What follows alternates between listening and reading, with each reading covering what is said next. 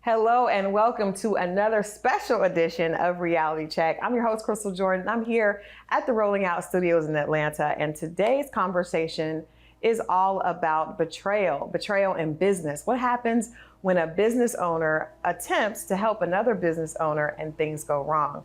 My guest today is Carmen Simmons, the founder of InStyle Atlanta, an actual show that's going to be airing on Fox Soul soon. But before she got to this point, Carmen actually lost over $200,000 at the hand of someone she called a friend. We're going to check out this clip from InStyle Atlanta and come right back with Carmen Simmons. Let me ask you a question. Do you believe him now? I don't believe that the contract is just straight ran with $200,000. We have to be more involved in executing the completion of this. It basically has to just be telling him what we're going to do. Do you think he's your friend? Because a friend wouldn't do this. All right, welcome back. Of course, this is Reality Check, and I am here with my good girl, Carmen Simmons. Welcome to Reality Check. Thank you. Usually we are on opposite sides in the media world, but today we have partnered up to tell a little bit about your story. You have a fascinating story, which first is going to start with me congratulating you on your new show on Fox Soul. Thank you. Thank you. That's a huge deal. It's InStyle Atlanta Uncut, and it's a reality show based on working in media. Okay. It's about my news outlet, InStyle Atlanta, and my team. Okay. And you know how behind the scenes there could be a lot of drama, especially Absolutely. on red carpets and dealing with celebrities and debating who's going to get what story. And so we decided to go ahead and highlight that and show people what we do. Well, I love that. A black woman. You got a team that's mostly made up of black women, right? Yes. It's 6 girls. And then I was kind of forced to be on the show because I was really wanting to produce the show about them because I was like, y'all drive me crazy. People need to see this. But everyone was like, you can't produce a show about the team and the person who is in charge of the team is not on the show. That's true. True. I'm hoping to pull a Shawnee O'Neal and like in the beginning you see me and then I tiptoe out because I feel like, they're strong enough to do the show without me, but I'm the glue that brings everybody together. Well, just like with Shawnee O'Neal, we want her to come back. I will say as a Basketball Wives fan, we want Shawnee O'Neal to come back. So, that usually comes with the territory. I but know. We're excited to see that. Now, you are New York native, now a Georgia peach, right? Yes. I came here a long time ago in the late 90s to go to Clark Atlanta University. Okay. And I graduated with a degree in radio, television, broadcasting. Okay. Now, growing up, did you always know that you wanted to be in radio and TV? Not specifically. I always kind of knew that I was drawn to entertainment because my last name is Simmons. So one of my first introductions to entertainment was watching Crush Groove and my dad explaining to me the family affiliation, and that's like my story of falling in love with hip hop. Okay. And I also had other family members that worked in music at Uptown Records, and I would go to work with them, and so I met people at their beginnings like Mary J and Jodeci and Lost Boys, and so I kind of always loved the behind the scenes of the entertainment industry. And that same family member, he also went to Clark Atlanta. I had 2 other cousins that came down here to go to school for broadcasting, so I've always kind of seen the behind the scenes of the entertainment industry. But I'm like a huge Oprah fan. Like I am too. my fairy godmother. Like I used to write into her show, like, pick me for this. I did that as well. That's hilarious. I remember writing so hard because she just was, it was, at that time growing up for me, you did not see black women in those type of positions on television, right? So we were talking before we started taping about how things are so different, so different. Just the whole world is very different, but especially culturally, things are different.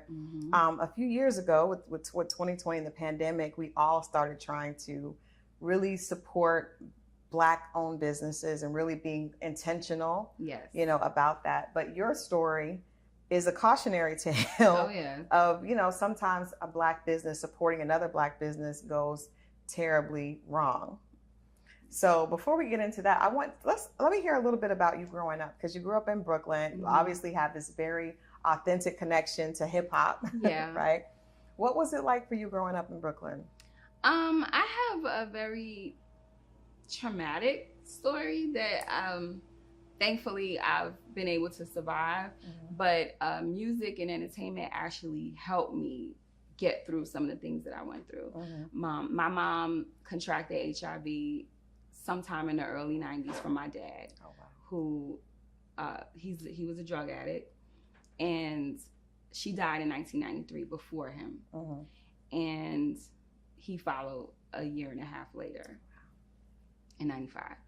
And so it's music and television that kind of kept me, because I was like a big Wendy Williams fan and Oprah fan, and so I watched a lot of talk television. I listened to a lot of radio. I listened to a lot of music, and that kind of helped me zone out from all of the trauma that was happening around me. Because at the time, I have 2 younger siblings. I'm the oldest, and I had to kind of step in like a parent. But I'm only 2 years older than my brother, and he's 2 years older than my sister.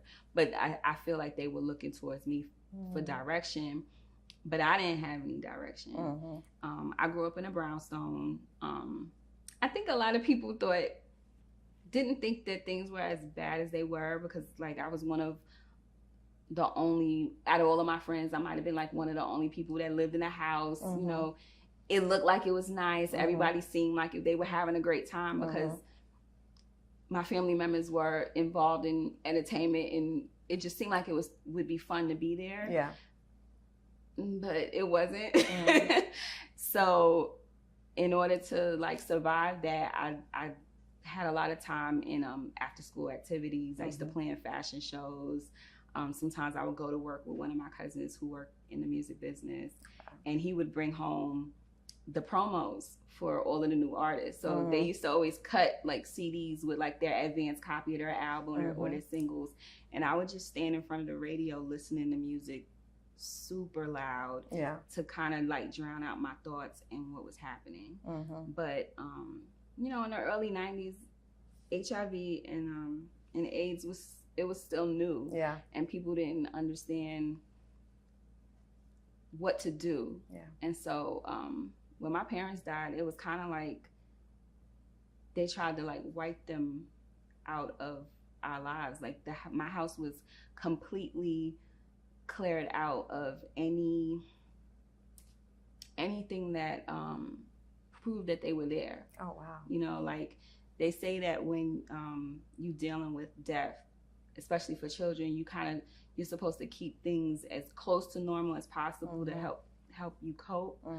But I want to say like the week that my mom died, like her room was wiped clean. Everything was gone. The house was completely turned over. I had new family members moving in, and that's kind of where all of the drama began, because for my siblings and I, we weren't used to living with these people. And everybody's like on edge, and it just became a really hostile environment. So I think that's where I probably got deeper into Your music escape, and escaping in television. And I mean, you thought I knew Oprah, and I was writing to her to save my life. Like, listen, girl, please come get me. So you, that is very traumatic. That's a, you know, I think people don't understand that sometimes you can be a high school student, but you still that's still a very like sensitive time in a child's life, because I used to leave the house and like wander the neighborhood crying. And I don't think people really knew that, because I'm not, I didn't really talk to people.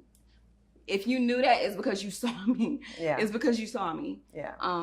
And sometimes I would wander to one particular friend's house who lived like 3 or 4 blocks away, because they kind of had an open door policy. And even if the kids weren't home, who I was friends with, you could still come. Their parents, their door would be literally open, and I would wander in tears and sit on the couch, and somebody may stick their head out like the kitchen door or something and see me and be like, "Okay, Carmen," and that's just where I would be. Yeah. And then eventually, like when one of the older kids would come home, it would either be like, all right, someone's got to walk Carmen back home, or they would call and tell my grandmother that that's where I am. And I don't think no one really like interfered to see what's happening, that this keeps happening. Yeah. But they would call and be like, listen, she's here and she's gonna be here for the night. Yeah. But she's okay. Yeah. Wow. So at that point, that's a difficult time, and then you go to college and you move to Atlanta. So that was like my escape plan. So, you know, my mother had a college education. She used to manage a congressman's office in Brooklyn. So I knew education was important to her. Despite my dad being an addict, he was really smart. Like, he was one of those people that watch Jeopardy and get all the questions right. And his idea of fun is reading the encyclopedia. So, and like I said, I had other family members that came to Atlanta to college, and most of my older cousins were all college educated. So I was like, the only way to get out of this house is for me to go to school. College, yeah. And I also had the responsibility of laying the floor plan for what my brother and sister needed to do.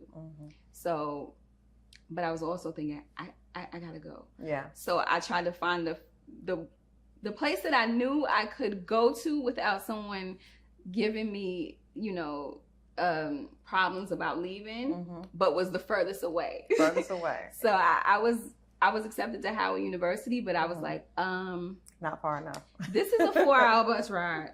No. Clark, Atlanta. They accepted me, and I was like, I'm out. So when I came to school, I have to be honest, it wasn't about me furthering my education. It was like, it was about me getting as far away from home as possible. Yeah. But I picked a major that resonated with what you truly wanted to do. Yeah. Now, when you came to Atlanta, obviously you had some cousins here, but you also made a friend with this gentleman named Russell. Yeah. Talk about how you guys started your friendship. How did this start? So even though I had family members here, they were the same family members from home. Right. So it was kind of like these like cycle of traumatic experiences were still following me because I was still connected to the family that was doing it. So I met him in the early 2000s, like right after graduation. And unfortunately, I had a house fire and I had a car accident all in the same week. Oof. So I went through a period of homelessness, and he met me coming right out of that period. But I was like living kind of crazy. Like, I finally had an apartment, but it didn't have furniture in it. I wouldn't have food. I didn't care. So you were away from you still were away from where you needed to be away from. Yeah. But as I said, I was, because I went to school for production, I was in school with Mace and Bobby V. And when I didn't get that Turner job, I went into producing community television. And so Bobby V, he was just coming out with his single on Def Jam South. And I was like, and you're going to be my first interview. And he was friends with Russell, who owned a music studio called Hot Beats. And at the time, it was on Spring Street in 14. And so he was like, let's do your interview here. And so he actually introduced me to Russell. Gotcha. And we became friends. And he was just like, I think he was intrigued by what I was doing. And he was like, oh, you can use the studio to film all of your interviews. And so between my relationships that I built from going to school with people and then the people that I was meeting at the studio who were doing business there, I started having a lot of celebrity interviews, and I would just do them all at Hot Beats. But Russell also realized that I had some personal issues going on, and I don't know what really made him decide to want to like be helpful to me, but it was kind of like, I don't want you on the MARTA as late as you are, because I was kind of behaving like I didn't care about myself, maybe. Yeah. Because I would be in the clubs, you know, like 112 would be open till 6, 7 in the morning. Right. I was there, and I could fall out of a club by myself. I'll be drunk, get in the car, like and dangerously like take myself home, or when I didn't have a car, like I would be on the MARTA. I lived in the Buckhead area, but I lived in an apartment complex that was strangely very dangerous for it to be on Lennox Road. And so he was just like, I don't want you taking the MARTA that late. And why don't you have food? Or he may not say it like that, but it was like, you hungry? Yeah. Let me take you to get breakfast and lunch and dinner. So it was like he was taking care of me without directly saying, I'm going to take care of you. And it was kind of like I was helping him run his studio because he had just, I don't think he had just bought it, but he had a partner at the time, and then the partner left, and so now it was all his responsibility. And I don't think he had experience doing that on his own. And even though neither did I, it's still two is better than one. Yeah, I still had a skill set that he didn't have because he was like a street dude who was turning his life around, and now he's got a business. Yeah. So I was helping him in ways that I didn't really know at the time, and I think he was repaying me by saying, "You need to eat, or do you need a ride?" Yeah. And so, but that sounds like somebody that first of all, more men should be like that initially with women and people, period. But I could see why that friendship was starting. I have to ask you: was there anything more to the friendship, or was it strictly platonic? It was strictly platonic. And I won't say that we didn't have flirty moments, but it never moved beyond like, you know, he might compliment me, or I think because we began to be so close in terms of our friendship and working together, like if there was somebody else around, I might be jealous. Like this is like, we were supposed to go to lunch today. Like I eventually started dating a producer that I met at the studio, but they all started being friends. So now it's like a boys club, and I'm X'd out of the boys club because I'm the only girl. And then I'm like, you know, like, oh, y'all going to lunch without me? Yeah. So it was more like that. Okay. But no, it never. Just kind of like work partners. Yeah. And he really looked out for you. It sounds like at a time when you probably needed a good friend like that. I did. I think between Russell physically looking out, and at the time I also started getting Rev Run he had started doing the Words of Wisdom, and so that kind of brought me back to like, hey, there's God. Yeah. And so I started getting those messages, and so between the two, oddly, like that kind of started bringing me out of, I guess maybe a depression like that I was in. That's real. Well, it sounds like it's a good story, but things are going to turn horribly. It's going to take a huge turn to the left, and this friendship and support in business goes really wrong, and it changes from being a support of Black women to taking advantage of Black women. Stay tuned. We're going to come right back with Carmen and hear how this friendship turned into a nightmare. Okay, we are back, and we're talking with Carmen Simmons. She is a media mogul. She is the founder and creator of InStyle Atlanta, which is now getting ready to have a slate on Fox Soul. But we're talking about when Black on Black crime goes wrong in a business sense, right? As opposed to, we know that there are things happening on the street, but what about when a Black business owner attempts to help another Black business owner and that person gets taken advantage of? So we were talking before the break about you and your friend, Russell, that own Hot Beats here in Atlanta, which everyone is familiar with. Some of the biggest names in the business have, you know, are clients and have recorded there. And you and Russell developed a genuine friendship. He helped you through a really depressing time in your life. And then you decided to help him. Yeah. Let's talk about how that happened. So back in maybe like 2017, Russell started telling me about moving to a new building and kind of revamping Hot Beats. Because Hot Beats is known to be a hip hop studio. You know, we know it for where Young Money started, Drake, Nicki. And he was like, you know, I'm moving into a bigger studio and I want to attract a different clientele or add to my clientele. I want to do pop, I want to do country. And so I had been to the new place and I seen some of the development. And at that time, it just seemed like, you know, he's on the path and he was doing it on his own. Okay. But then in 2018, he started talking to me about possibly needing a partner, and that he had exhausted a lot of his funds and wanted to add somebody to his team so that he could finish the building, and asked me if I knew anyone. Like an investor. Yeah, but he was calling a partner. But yes, like an investor, but he was saying, you know, maybe somebody to partner with. Okay. And so I said, okay, let me think about who I know.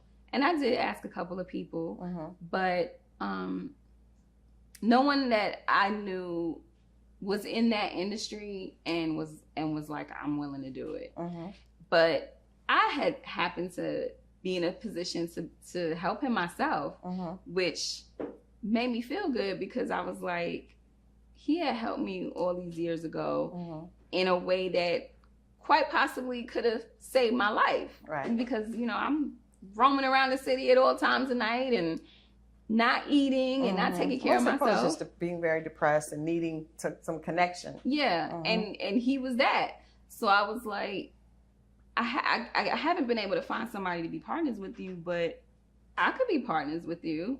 You know, I was planning major fundraising events for a children's shelter here in Atlanta. I was partnered with someone else managing talent, and I also do real estate and had turned over a property in New York. And I was like, I think I could swing this. So here's the deal. This is not like an investment like in a traditional sense where if it don't work out, right, I'm asked out.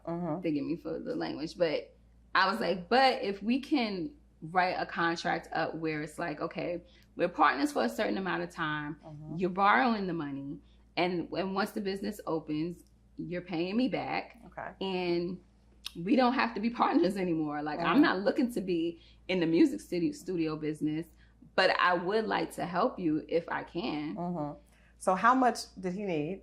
Did he tell you how much was needed, or did you tell him how much you had available? He told me that he would need about 100,000. Okay. And so I was like, I think I could figure that out. Like, I want to do this.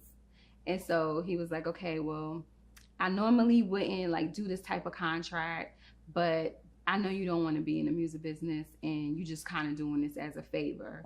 So, you know, get me over the contract, you know, we'll put in the percentage, we'll put in the terms of me paying you back when, and a percentage of, you know, like residuals of doing this later so that you could kind of profit off of it a little bit. And I was like, cool. And I was like, and then there can literally be a time where we're not partners no more, because I know that's not really what you want. But we also discussed about how he wanted to evolve the studio. And I was like, I can help you with that because, you know, I'm managing talent. My partner is heavy on that scene. And I think I could bring business here. And so my mindset was, if I'm bringing you new business, that would help speed up the process. It would speed up the process, and then you won't have to worry about me for long. Right.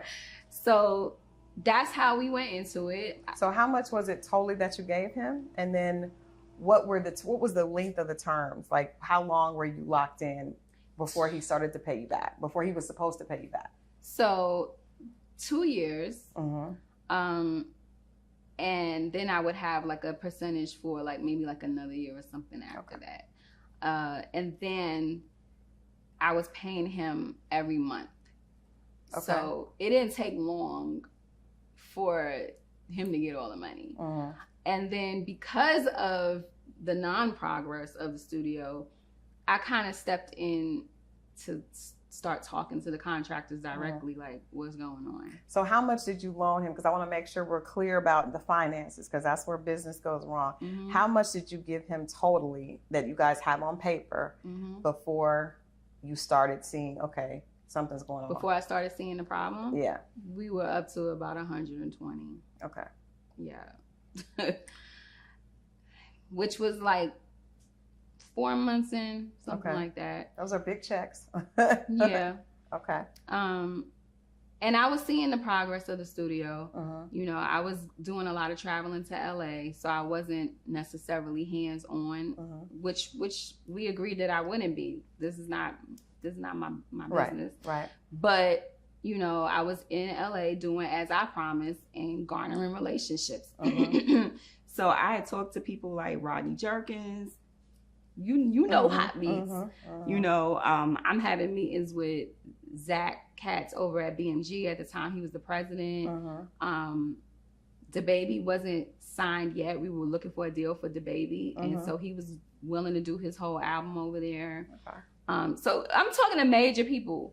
You know, we signed someone to a record deal, and the label heads came to Atlanta to Hot Beats, and we had a little meeting in there. And at the time, Master P was the vice president of Urban, so that was his department. And I was serious. You were doing your thing. Yeah, I was serious about what I said I was gonna do. And then I realized, like, why is this taking so long? What was the relationship between you and Russell at that point? When you're out here trying to bring in more business and do what you said to kind of make the studio, you know, a more well-rounded, but yet, you know, still popping.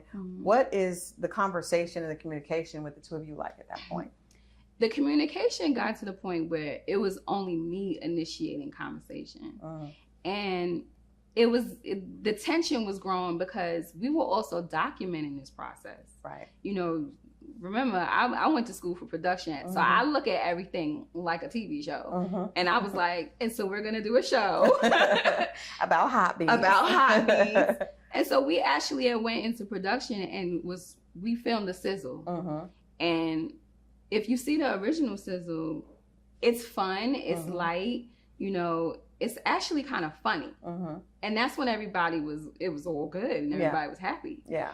And then because this is taking so long, this tension growing and it's becoming more serious. Like, now this is not a fun show. Now this is like, why are we finished? The drama. And where is my money? But when am I gonna get my money? Because if you don't finish, we can't open. And I have potential business and that's my money. And around that time, that there's a music conference. Is it A3C or AC3? A3C. They were looking at venues to have different workshops, and they talked about doing something at Hot Beats. And I'm like, we need to get going. Right, come on. Like, this is getting all these potential clients. They're going to see this building firsthand if we could just get done. And so we actually went to film again. And when you look at the second set of footage, you start to really see the tension growing between us and more people questioning what's going on. But you also kind of see him changing and his attitude towards me changing. And there's also, like, it's starting to get a little dangerous too, because we had a client upstairs that I didn't agree with being there. He was there before I got involved. But because he was there and he was gang affiliated, there was a shooting that Russell didn't tell me about. Okay. And that's where things really started to come to a head, because I had pulled up to the studio. I told him that I was going to go there. I'm going to clean up. We're going to film today. Let's finish off this sizzle. Because now I'm thinking, like, all the possible ways for me to get my money back, we gotta close it out. I'm ready to get my money and back. I have been talking to major networks, and they giving me feedback, and I'm like, okay, I'm going to go back in, fix this. I'm going to try to sell this show. I need any possible way for me to get this money back. I'm going to do it. And I told him I was going to go to the studio and start cleaning up. And there's kind of like I'm not quite sure if this guy's homeless or not, but I think he's homeless, but he's friends with Russell. And I pull up to the studio, and he starts talking to me, and he's like, man, what happened last night is crazy. I'm like, what you talking about? What happened last night? And he's almost stopping me from going in the building. And then he realizes that I don't know what happened. And he started to leave because he was like, oh, Russell didn't tell you? And so he starts to leave. I'm like, what happened? And he walks me to the other side of the building, and there is bullet holes from one end to the other. Wow. And I am tripping because I'm like, wait a minute. There was a shootout last night. Clearly, whoever did this didn't want anybody to leave alive. Wow. You knew that I was coming over here this morning, and you didn't say anything? I don't know who these people are. I don't know if they coming back. I don't know who's watching the building. And you know, I'm not scared to go in here by myself. So why wouldn't you say anything? Mm-hmm. So what was his response to that? At first, I didn't call him right away and say anything, but I made the decision to change the production location to my house. And when he got there, I confronted him about it, and I didn't even, like, there's probably audio on it because your nerves, and I forgot that the mics are hot. But I'm like, I catch him in the hallway before we go into film, and I'm like, why didn't you say anything? And so he's like, oh yeah, the GBI was out, and the landlord wants us out, and I think we're getting evicted, and I'm sorry I didn't tell you. And I think I did step in to the building, and I saw that he had like pushed everything to like one side of the building, and which also was red flagging to me, like, why is everything moved?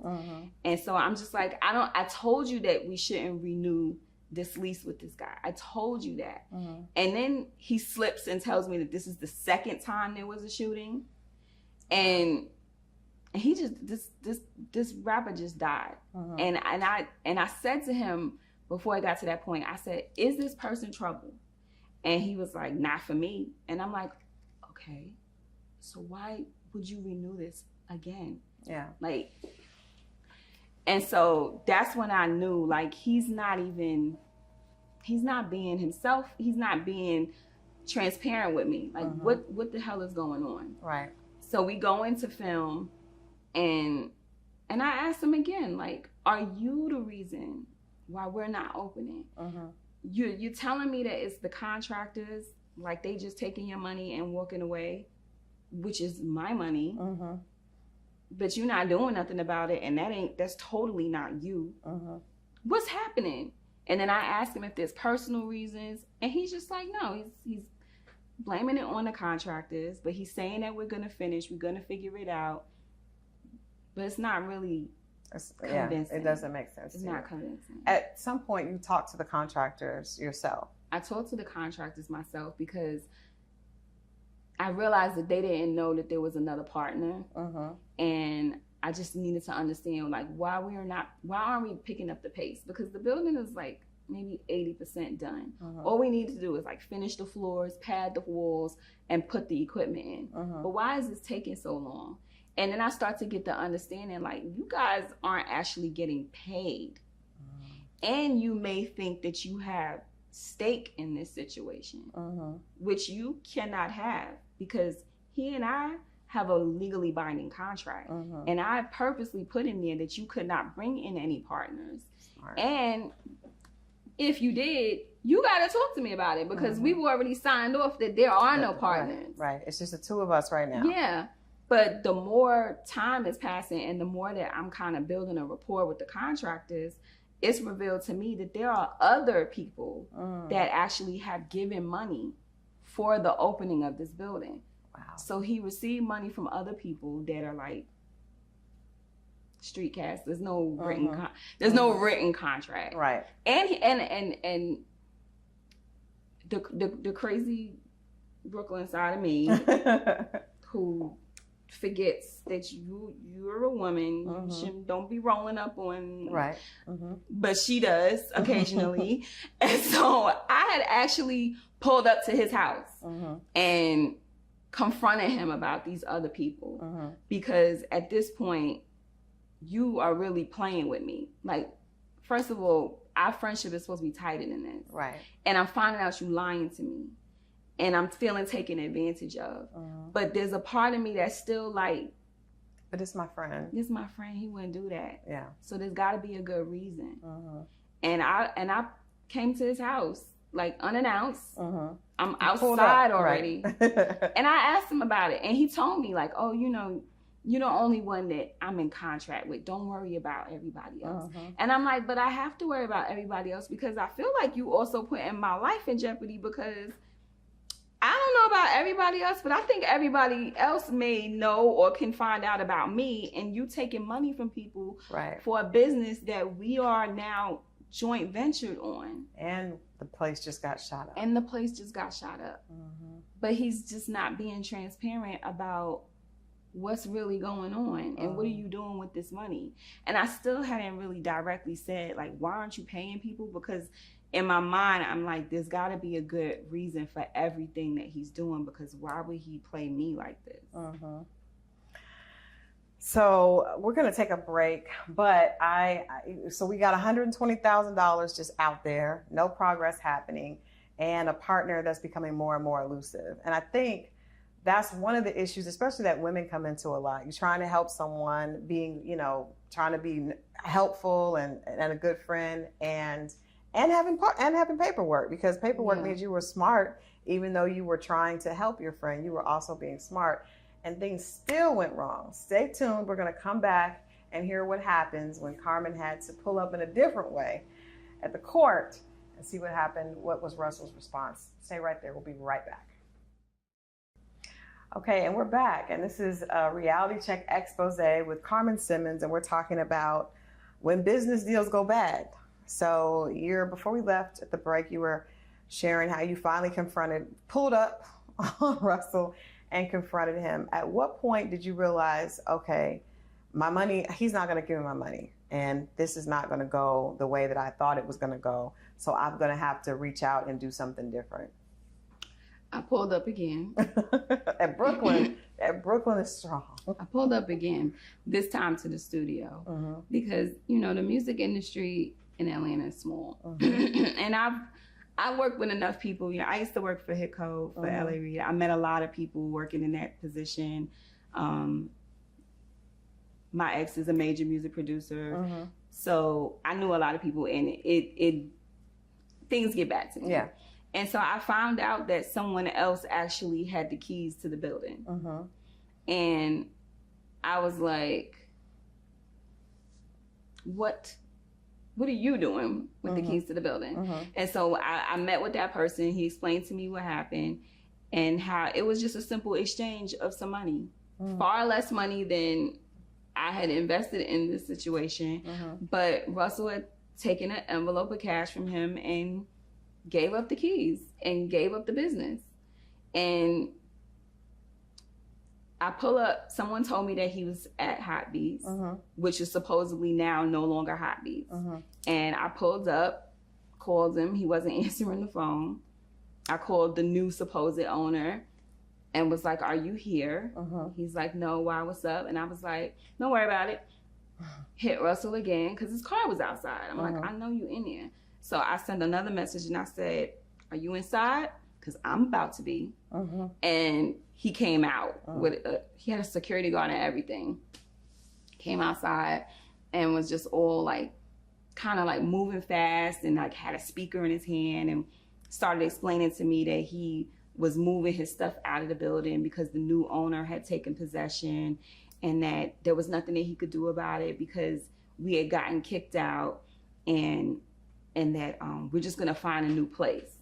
And I was like, well, how are we gonna do that when all of the money is invested in this place and we have a show brewing? Like, the networks are interested, like everything is in jeopardy now. And he's just talking really fast and telling me that, everything's gonna be okay because we're gonna find a new place. And I'm kind of leading on that I've already talked to this new person, but not being direct because I want to see exactly what he's gonna say. And he was just basically bullshitting me. And I left knowing like, okay, now my friend has like totally fucked me. And I don't know why, and he's not being honest, but I gotta figure out like, what am I gonna do now? So still a couple of months went by. I talked to an attorney and they were like, I gotta wait until, when I spoke to the original attorney that did my contract, and she felt like before I talked to somebody about going to actual court and suing him, that I needed to wait for the contract dates to expire. Okay. But technically he had already broken the terms of the contract. But we waited a couple more months for the dates to expire. The friend of me was still being hopeful. Drake had did another interview talking about Hot Beats. He had been on tour and was here in Atlanta, and on his tour dates mentions hot beats to an arena full of people. And so I send the footage to Russell, like, you know, like, yeah, this, we can still do this. Yeah. Like, the name is still, like, this is a legacy. And he's going with it, like, yo, Carmen, thank you for sending this. And but just running around living his life, like, people are seeing him and telling me, and they're just like, he's fine. Do you want me to tap him on the shoulder? Did you have a conversation with him where you told him, I'm gonna take this to court if you don't pay me my money back? Well, we had said that the day that we were filming, there was like a really honest conversation, like, listen, I hear everything that you're saying. And I can admit that even on that day, I was still like, this is not happening. So my partner, Arturo, was like, listen to me. If this building is not complete and we don't open, we're gonna sue you. And Russell kind of like brushed it off. And then Arturo pulled me to the side after Russell left and was like, wake up. He is not your friend. Yeah. And it was just like, I'm still kind of like in a daze, like, no way. Like, there's no way that he's taking advantage of me like this. He understands everything that I've had to come through. Like, I'm not Oprah. I love Oprah, but I'm not Oprah. This money didn't just, I don't inherit millions of dollars. Like, I had to work for every single dollar that you received, and I had to sacrifice every single dollar that you received. And I'm trying to build a legacy too. Right. And I have siblings that's dependent on me to get to a certain point so I can help them too. Because even though we're adults, they're still looking at me like, can you help us out? And I'm thinking to myself, I'm helping my friend. I'm gonna flip this business with him and spread the wealth.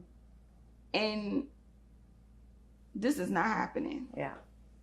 So at that point, after he kind of like, I sent him the text messages with Drake, and he responded back to me like, oh, thank you for the encouragement. But there was never no like, I got you. I'm gonna make this right. Never no plan. Thank you so much for believing in me. I'm gonna make sure that you're straight. Give me some more time. Nothing like that. Never. So you guys go to court, and that went pretty quickly. I didn't even have to step foot into a courtroom, which he's lucky, because I was like crying every night. I'm going through phases of being totally pissed to depressed because I can't understand. I'm talking to everybody about it. Like, I'm sure people were like, I wish you would stop. Because I just couldn't understand. Like, I couldn't wrap my mind around it. I turned in my truck. Like, I still don't drive. I'm like reducing my life because now I got to make up for the fact that I don't have this money. And at the time, like, I'm trying to be an independent entrepreneur here. I'm single. I'm doing all of this by myself. Right. So now I got to make sacrifices because what I thought was going to happen didn't happen. It's not going to happen. And now, and then we go into a pandemic. So I got my attorney, James Walker Jr., and I mean, it's crazy because the judge looked at everything and I don't know if it was a he or she, honestly, but they granted my judgment immediately. Like, there's a $200,000 judgment. And the only thing that I heard back from his attorneys right before I think the judgment was granted was that if I continued to pursue, he would just file bankruptcy. Oh, the attorney told you that? Yeah. And I told my attorney, I was like, I don't about his bankruptcy. So I guess you either gonna have a bankruptcy or you're gonna have a judgment, but you have to pay this money back. And why? And now it's really fucking me because it's like, why are you treating me like this? Yeah. Like, you acting like we have beef. I helped you with your business, which is a legacy in this community. Like, you could tell anybody in the music industry in Atlanta something about hot beats, and they're gonna immediately call his name and say that, oh, that's my dude, or he's a great guy, or I've heard great things about him. People that didn't know him, if I mentioned, like, I had a friend who asked about him because it was kind of like, it's almost like an unbelievable story. Yeah. And they was like, I heard a really good shit about him. But even you had good, that's why you felt comfortable to loan him the money, because he had been a really good friend to you. Yeah. What do you think, just from what you heard from the contractors and watching everything, how this all played out, why do you think Russell chose to not pay you the money back and not be honest with you about it, and not ever really just like come to Jesus moment and be like, I'm sorry that I did this to you as my friend? I think that he realized that because we were friends, that he could probably get away with certain things.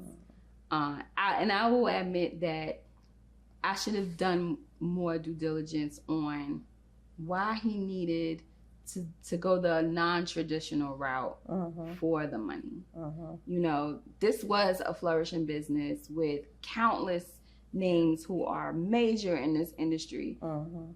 Why didn't he just go to a bank? Yeah. That never crossed my mind, because I was so focused on helping.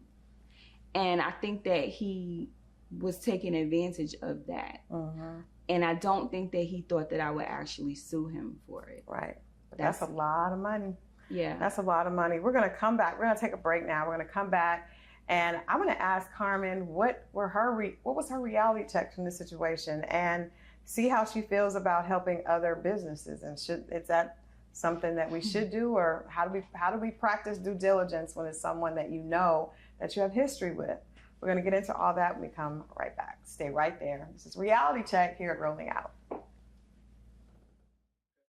All right, we are back with Reality Check, and my question to you, Carmen, is what was your lesson? I think all, storms and, hard times come with a lesson. So what was your takeaway? What was your reality check from the situation with Hot Beats and Russell and your $200,000? You have to do your due diligence, and if someone's going to come to you like you're the bank, you have to act like the bank. Pull those financials, figure out why it is that they need this help. Why aren't they going the non-traditional route? Pull the financials, make them sign contracts, make sure you do that. That's the only thing that I think really saved me. He had other partners that he took money from, but mine's really counted because it was on paperwork. Yeah. I don't want to discourage people from helping if they can, because in our community sometimes we need people help. to not give a handout but a hand up if you can, but you still have to protect yourself. So make sure that all the legalities are in check. I want to ask you, do you think that he would have done this to you if you were a man? Do you think because it's a woman it was easier for him to do that? I do. I think that it had everything to do with our friendship, and because I'm a woman and he was only dealing with me. I have another business partner who I was managing talent with, Arturo Ayers. Ooh, sorry.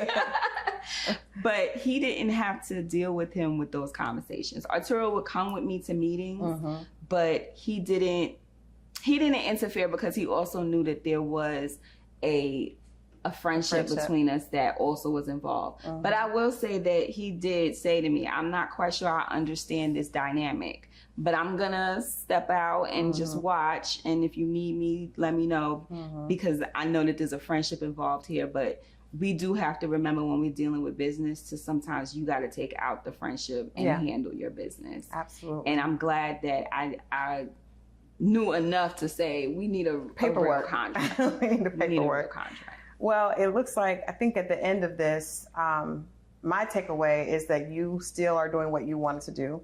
You have a new show that is, all you. It's not involving Hot Beats, but it's you, and you're still able to do that. You just got to deal with Fox Soul. So, just because someone tries to throw a kink in your plan doesn't mean they can stop you, but that's an expensive lesson to learn. Oh my goodness. and I wish that I didn't even really get distracted with trying to help someone else at the time, because I could have invested that into building my brand. And sometimes we get distracted and excited about helping someone else and forget that you're already on a path that you need to be focused on. Absolutely. So, I'm back focused. Back focused. In Silent and Uncut. That's my reality show that I executive produce.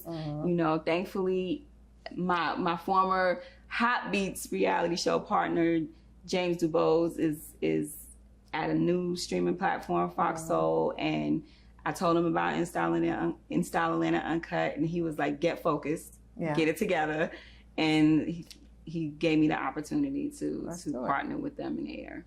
That's a great takeaway too, is never put someone else's dreams or their business ahead of your own.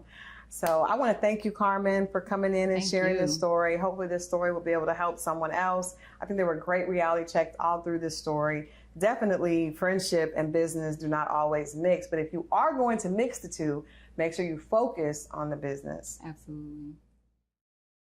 What a crazy story. But one thing that we did learn, I hope that you all got that takeaway. Friendship and business can work together, but business has to lead. One thing is for sure, Carmen is going to move on to bigger and brighter things. As far as that friendship with Russell, it doesn't look like that's going to ever be repaired. Hopefully she'll be able to get her money, but even if not, we know that she's on to bigger and better things. Well, I hope everyone out there enjoyed hearing this conversation, and hopefully it will keep you feeling careful, but still inspired to help others. This has been Crystal Jordan with the special reality check edition right here at Rolling Out. I'll see you guys next time.